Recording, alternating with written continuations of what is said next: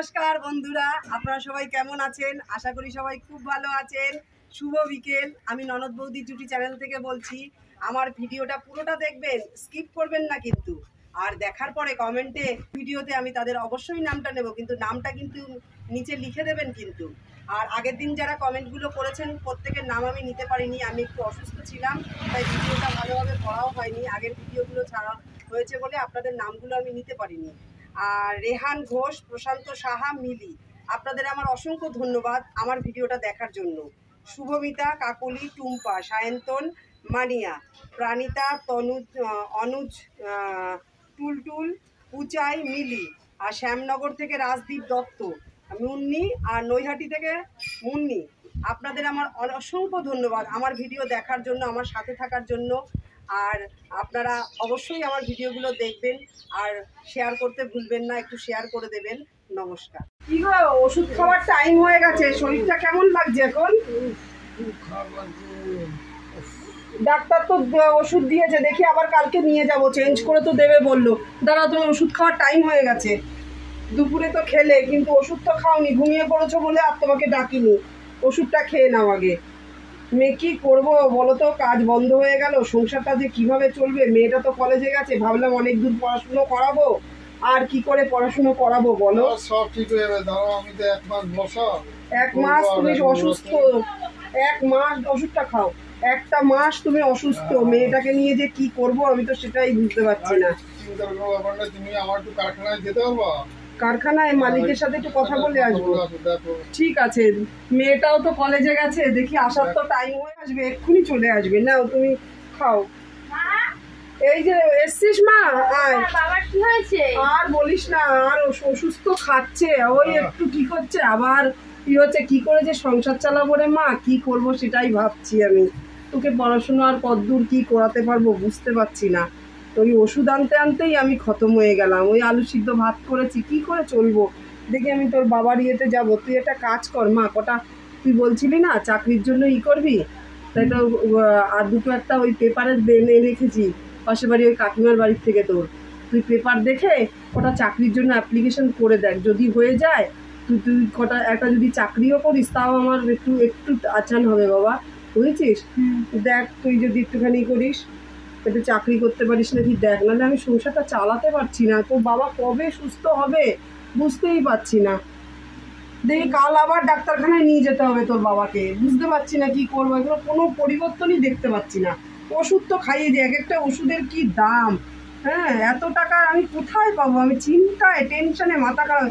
এদিকে তোর পড়াশুনো, এদিকে তোর বাবার তো স্বপ্ন ছিল তোকে আরো পড়াশুনো করাবে। আমি যে কি করবো আমি কিছুই বুঝতে পারছি না, জানিস তো। নে তুই কিছু খেয়ে নে, আমি খাবার নিয়ে আসি, খেয়ে নে তুই। আমি আবার যাবো, তোর বাবার ওই কারখানায় কাজ করতো না, সেই মালিকের বাড়ি যাবো, দেখি কাজটা আছে না চলে গেছে, একটু দেখতে হবে সেখানে। তাহলে তুই খাবার আছে, বেড়ে খেয়ে নিস, আমি একটু যাই দেখি, হ্যাঁ, যদি কোনো দেখি কিছু পাই নাকি। ঠিক আছে। পেপারে চাকরি নিয়ে দিয়েছে, সব জব করছি।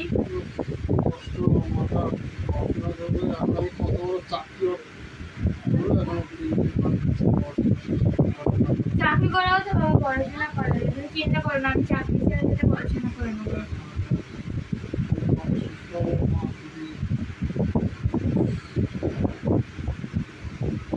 করছিস?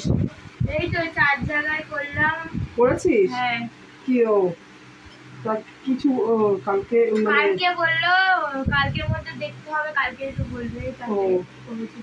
শোনো না, গিয়েছিলাম বুঝেছো, বললো যে তোমার চাকরিটা আছে, তুমি সুস্থ হলে ওখানে চাকরিতে তুমি জয়েন করতে পারবে, বুঝতে পেরেছো?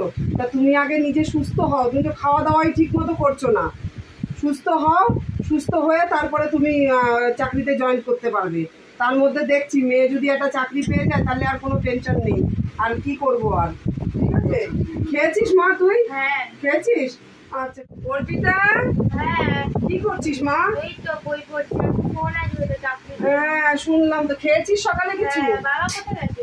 ওই যে তোর বাবার এখনো তো সেই কোমরের ইটা সেই হয়নি, পাঠালাম ডাক্তারখানায়, ডাক্তারকে ফোন করেছিলাম, বললো পাঠাতে, তা তোর কাকাকে দিয়ে ওই গাড়ি করে নিয়ে গেল, হুইল চেয়ারে করে খরচাই খরচা, কি যে করব মাথায় আর টেনশনে ভালো লাগছে না, চারিদিক ঘুরে ঘুরে বেড়াই দুটো পয়সার জন্যে, আর ভালো লাগছে না রে বাবা, কি করবো। দেখ তুই যদি একটা, তোর বাবারও তো অনেক স্বপ্ন ছিল, কি করা যায়। দেখ তোর ফোন এসছে কোথাতে জানো।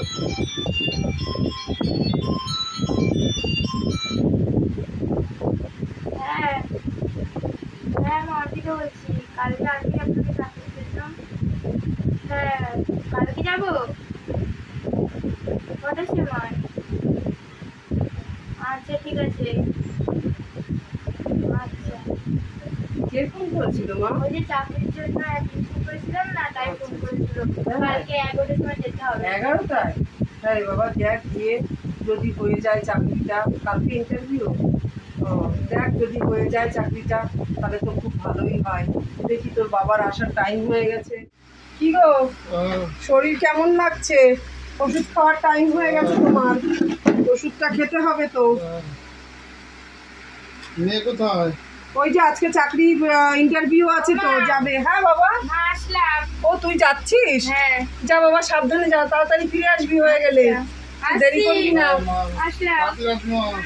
ঠিক আছে। মেয়েটা তো বাবা কটা বাজে, 5টা 15 হয়ে গেছে, মেয়েটার এখনো কোনো আসার নাম নেই। সেই সকালবেলা গেছে, 10টায় বেরিয়েছে, কখন আসবে কি জানি। অর্পিতা এখনো আসছে না, টেনশনে আমার, মেয়েটা আমার বেশি বয়সও না।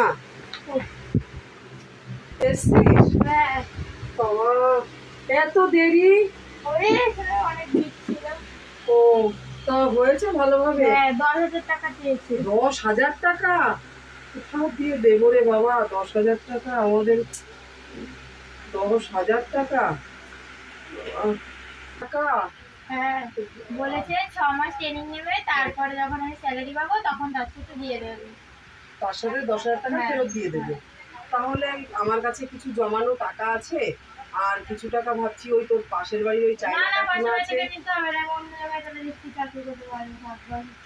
না রে বাবা, দেখ তোর এখনকার চাকরি বুঝিস না, সবসময় পাওয়া যায় না, আর আমাদের এখন খুব অবস্থা খারাপ, সংসারে অভাব অঘটন দেখছি আমি। যদি পাশের বাড়ি ওই থাকলে আমাকে দেবে, উনি না করবে না, যদি থাকে আমাকে দেবে, আমি দেখছি, যাই ওনার কাছে, ঠিক আছে?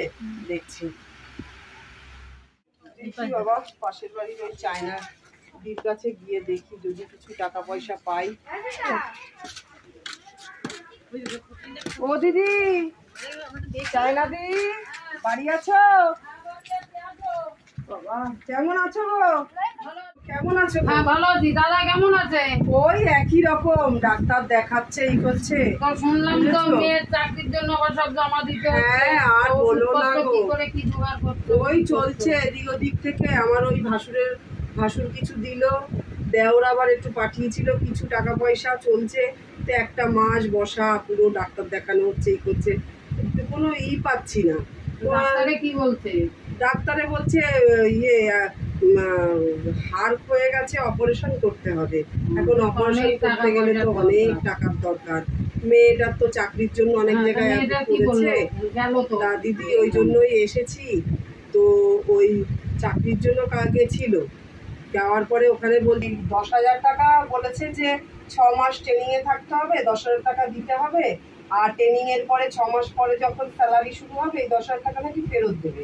তা আমার কাছে কিছু আছে তো, 4,000 টাকা যদি একটু দিদি এসছিলাম, যদি হয় একটু দিলে ভালো হতো, খুব মেয়ে উপকার কি হতো। ওই চাকরি তো ওখানে দিতে হ্যাঁ, হবে? হ্যাঁ, ওই জন্যই এসছিলাম, বুঝেছো? নাহলে তো আর কি করে দেখো নিবা, আবার ঠিক মতন টাকা হ্যাঁ, পয়সা সে তো দিয়ে দিও। দিতেই কেন হবে। বলছি বলো তো, তোমার দিতাম না, তোমার ঘরের লোকের অবস্থা খারাপ দেখে দিচ্ছি। জানি, একমাত্র দিদি আপনার কাছে আসলেই পাই, ওই জন্যই আসা। হ্যাঁ আমি দেবো, বুঝেছো? আমার ঠিক মতন পয়সা করে দিয়ে দিও। হ্যাঁ, কেন আর দেবো কেন না? ঘরের লোকের চাকরি মেয়ের- বাকরি হচ্ছে এখন হবে। ওই তো এই অপারেশনটা করে আমি গিয়েছিলাম কারখানায়, বললো অসুস্থ হলে আবার নেবে হ্যাঁ বলেছে। আবার নেবে বলে, সুস্থ হলে চলে আসতে বলেছে। হুম। সব শুনে এলাম। আর মেয়েটার এখানেও যদি একটা হয়ে যায় দিদি, তাহলে আমি একটু বাঁচবো না, হ্যাঁ, মেয়েটার- টেনশনেই মরে যাচ্ছি আমি। দেখো 10,000 টাকা চেয়েছে। হ্যাঁ, আমার কাছে কিছু আছে জমানো, আমি রেখেছিলাম আগের থেকেই, আর ভালো সব যদি খরচ করে ফেলো, ঘরের লোকও তো অসুস্থ না। করবো কিছুই বুঝে পাচ্ছি না দিদি, বুঝেছো? হ্যাঁ, বুঝে শুনে করবা, যা করবা। ঠিক আছে, নাও 4000 টাকা। হ্যাঁ, তুমি ঠিক মতন আবার তুমি করো। হ্যাঁ অবশ্যই অবশ্যই আসলাম দিদি। হ্যাঁ হ্যাঁ, আসো আবার এসো। হ্যাঁ, কেরম থাকে। আপনাকে আসছে না স্যার? অর্পিতা, হ্যাঁ এই নে ওই পাশের বাড়ি কাকিমার কাছ দিয়ে আনলাম, আর আমার কাছে কিছু ছিল, এই যে 10,000 টাকা, সাবধানে নিয়ে যাও, ঠিক আছে? যাও সাবধানে নিয়ে আসছি। যাও। হ্যাঁ এসো বাবা, সাবধানে তাড়াতাড়ি ফিরে এসো। আসলাম। তাহলে হ্যাঁ এসো। হ্যাঁ, এসছিস বাবা? বস, দাঁড়া একটু জল দি তোকে, জল খা। এত দেরি হলো রে মা, এই নে জল খা। আবার 6000 টাকা চেয়েছে। আবার 6,000 টাকা? কোথায় এই 6,000 টাকা আবার পাবো? কত কই ধার করে আমার কাছে যা ছিল তোকে 10,000 টাকা দিয়ে দিলাম, আবার 6,000 টাকা চেয়েছে। তাহলে ওই চায়নার কাছেই যেতে থাক হবে। মা, আমি আর যাবো না, আমার টাকা ধার করতে হবে না। চল বাবা দেখি, দুজনে মিলে যাই, দেখি না কি হয়, চল দেখি। চ বাবা, আয় রে মা। ও চায়না দি, হ্যাঁ আসো, ও বসো। কি রে, তোর চাকরি হয়ে গেলে কি মিষ্টি মিষ্টি খাওয়াতে আসলি নাকি আমাদের? আর দিদি বলবেন না, কপালটাই আমাদের খারাপ। কেন, কি হলো বুঝছেন? আবার? আর কি বলবো, ওই যে 10,000 টাকা নিয়ে দিল, হ্যাঁ, দেওয়ার পরে আবার 6,000 টাকা চেয়েছে জানেন, এইসব দাবি না। আবার 6,000 টাকা চেয়েছে। এখন ভাবছি কি করব, 6,000 টাকা আবার তোমার কাছে আসলাম ধারে, যে এই টাকা নিয়েছি সেই টাকা এখনো শোধ করতে পারিনি, এই 6,000 টাকা আমি আবার কি করে ধার করব, বুঝতে পারছো? ধার করলে তো দেখো ধার শোধ হবে। তোমার তো এগুলো একটা ফালতু কোম্পানি, এইগুলো লোকের টুপি দিয়ে পয়সা নেয়। হ্যাঁ, না না, টাকা দিতে হবে না, আমি আসলে যাবো না, যত দেবো তত চাই। কত নেবে? তুই এইটাই বুদ্ধিমানের কাজ করেছিস, একদম টাকা দিবি না। বাড়ি গাড়ি সব চলে যাবে এর পিছনে তোদের। হ্যাঁ, বলবো বলো দিদি। এমনি তোর বাবা অসুস্থ, সের মধ্যে তোরা যদি আবার 10,000 টাকা দিয়ে নেই, 10,000 টাকাই যাক, আর দিস না টাকা। এই ভুয়ো কোম্পানিটা শুনছি আমি, দিয়েছে খুব, এই টাকার পরে টাকা, টাকার পরে টাকা। আমি কি করব, ভাবলাম মেয়েটা যদি একটা চাকরি পায়। হ্যাঁ, আর আর টাকা একদম দিবি না, এগুলো ভুয়ো কোম্পানি অনেক বেরিয়ে গেছে। হ্যাঁ, এইসবের মধ্যে একদম মাথায় দিবি। তুই ওখানে আর যাস না, পয়সা করি দিস না। আমার এক বোনের মেয়ে আছে জানিস, সেখানে তোর জন্য কথাবার্তা বলেছি, যদি সেখানে তোর চাকরি হয়ে যাবে। তাহলে দিদি খুব ভালো হবে একটা যদি হয়ে যায়, কারণ এই ভুয়ো কোম্পানিগুলো বেরিয়েছে, ডেকে হ্যাঁ, ডেকে বলবে এই টাকা দাও, এই এই তো টাকা দাও। সেদিনকে একটা মেয়ে কতগুলো টাকা বাড়িতে চুরি করে মা বাবারে না জানাইয়া নিয়ে গেছে, সোনা গয়না সব নিয়ে যে শিয়ালদায় যে দিয়েছে সব। সেই বেটার মুখও দেখে নাই।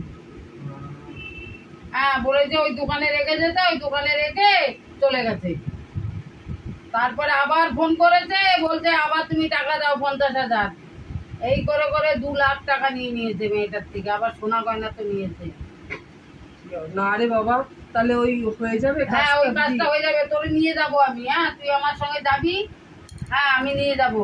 ঠিক আছে দিদি, খুব ভালো হবে। হ্যাঁ, কেন আর- তোর বাবা তো অসুস্থ, তুই তো এখন তোর বাবা অপারেশন হলে তো তুই সংসারটা তাও চালাতে পারবি। ঠিক আছে দিদি, আমার খুব ভালো উপকার হ্যাঁ। হলো, তোমাকে যে কি হ্যাঁ, করে হ্যাঁ। ধন্যবাদ দেবো। আর তোমার টাকাটা আমি ঠিক শোধ করে দেবো আস্তে হ্যাঁ আস্তে হ্যাঁ, দিদি, ঠিক হ্যাঁ? আছে, দিও। আসলাম আস্তে আস্তে তাহলে, হ্যাঁ? দিলেই হলো। হ্যাঁ, হ্যাঁ আসলাম দিদি। হ্যাঁ হ্যাঁ, এসো।